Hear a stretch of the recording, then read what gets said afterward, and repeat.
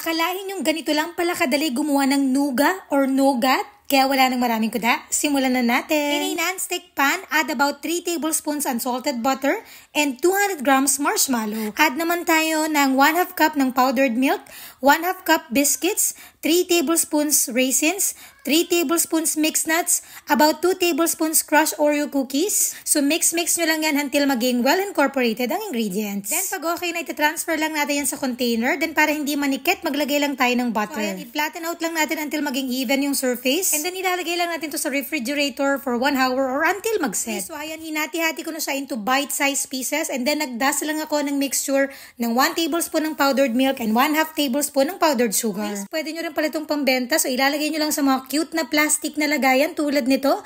Then isisil gamit ang mini electric sealer. Cute, diba? At ang dali lang niyang gawin. Ayun, share ko lang kasi naaliw na naman ng ina nyo. Sana kayo rin. Babushi!